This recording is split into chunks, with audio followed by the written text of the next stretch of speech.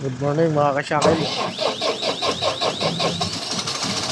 Yan, lapit ako mandar. Yung ano namin, inayos na yung ano. Kaso lang, problema dito, battery daw.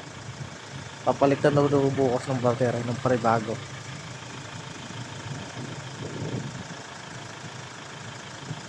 Yung mekaniko pala galing package 12 pa to. Package 12.